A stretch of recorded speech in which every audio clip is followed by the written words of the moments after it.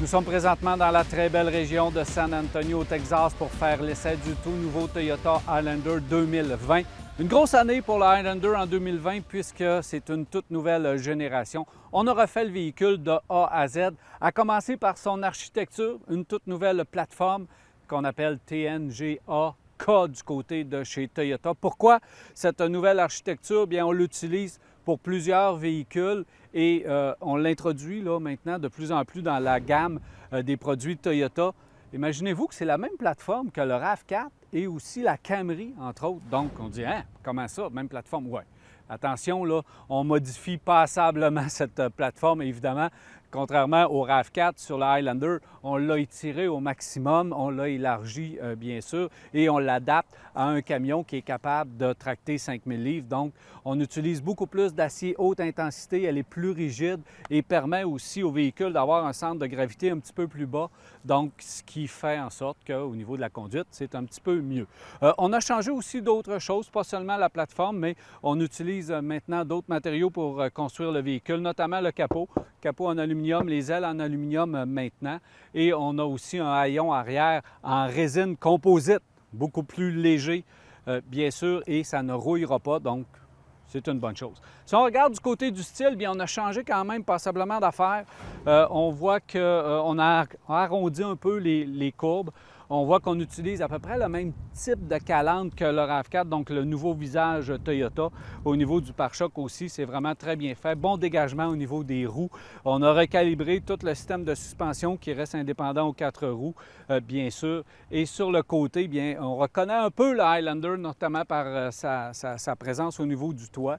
Et à l'arrière aussi, on a fait un beau travail avec le haillon, comme je vous disais, qui est en résine. Mais il y a aussi des petites affaires qui sont le fun, parce que là, maintenant, lorsqu'on a la caméra de recul, mais lorsqu'on active le lave-glace, il y a un jet de lave-glace qui s'en va directement dans la caméra arrière, donc ils n'ont plus besoin d'aller la nettoyer. Je trouve ça intéressant comme petite caractéristique. Alors, beaucoup de changements, un esthétique qui n'est pas dramatique, mais quand même, on voit qu'il y a une belle évolution au niveau du design du tout nouveau Highlander 2020.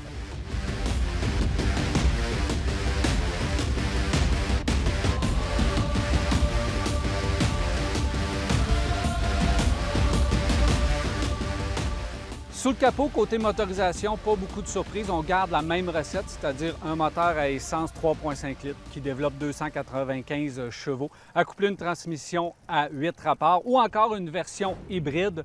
Bien sûr, donc une version hybride qui arrive avec un moteur 2,5. Avec le système hybride, ça nous donne quand même 240 chevaux et des performances intéressantes sur le 0-100 en 7,7 secondes.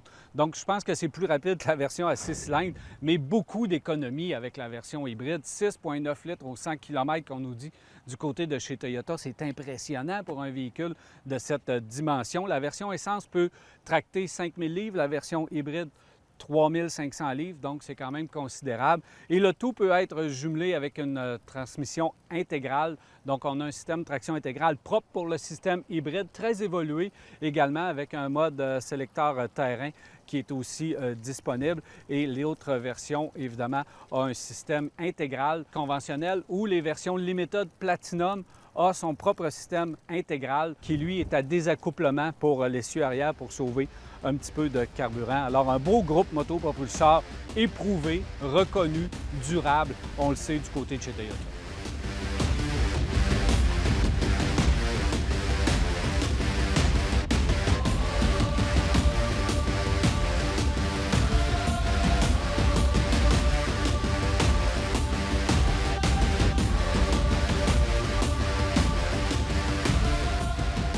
Si les changements à l'extérieur ne sont pas drastiques, je peux vous dire qu'à l'intérieur, on est complètement ailleurs pour le Highlander et j'apprécie beaucoup. D'abord, pour commencer, le bloc instrument qui est somme toute traditionnel avec un écran central quand même de bonne dimension, facile à consulter, rien à dire de ce côté. On a réaménagé un peu les boutons, les accessoires, donc aussi c'est facile à utiliser. Ce que j'aime particulièrement, c'est l'écran tactile central.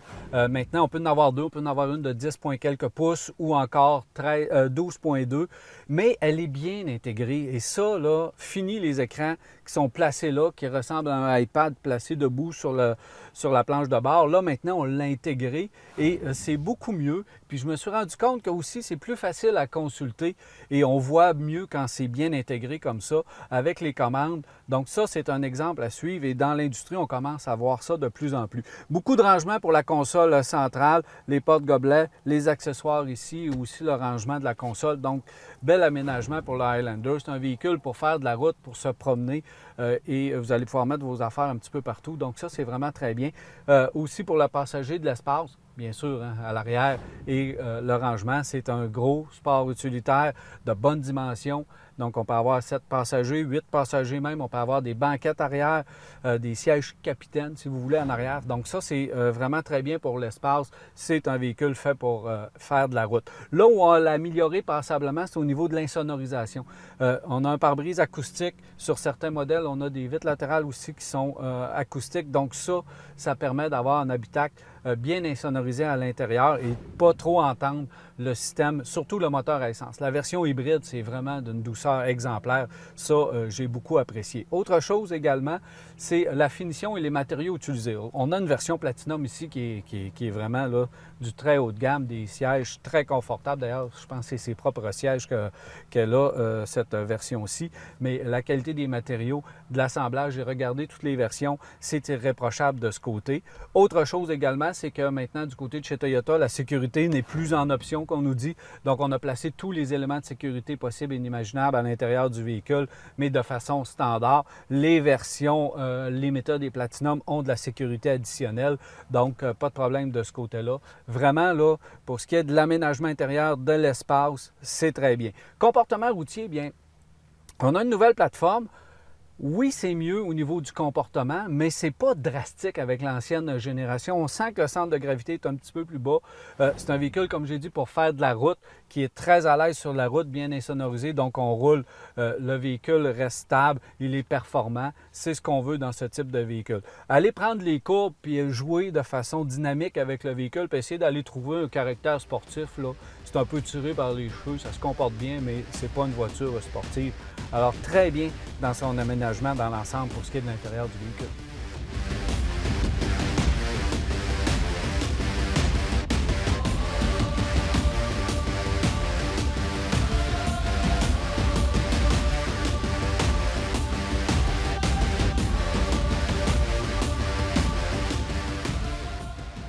Le Toyota Highlander était déjà un des véhicules les plus recommandés dans la catégorie, mais Toyota devait faire quelque chose parce qu'au niveau de la compétition, c'était féroce. On n'a qu'à penser aux Coréens avec le Telluride et aussi le Palisade. On a aussi le Blazer, le Pilote, le Passport et autres véhicules de cette catégorie-là qui venaient chauffer passablement le Highlander. Alors avec cette toute nouvelle génération, on a créé le meilleur Highlander à ce jour. Ça veut dire qu'au niveau de la plateforme, on s'est amélioré grandement. Motorisation également, économie de carburant avec la version hybride et aussi au niveau technologique et sécurité, on est à la fine pointe. Alors, c'est un grand pas en avant pour ce nouveau Highlander, mais c'est vraiment sa version hybride qui le démarque. 6,9 litres au 100 km, 3500 livres de capacité de remorquage. C'est remarquable pour un véhicule de cette dimension. C'est la version que je vous recommande. 2000 $ de plus, je pense que ça vaut la peine. Et il est mieux insonorisé, il est plus doux également que l'autre version à essence. Alors, il est disponible en plusieurs versions, dont une nouvelle version L à traction qui, elle, arrive à un prix de 39 900 quelques dollars.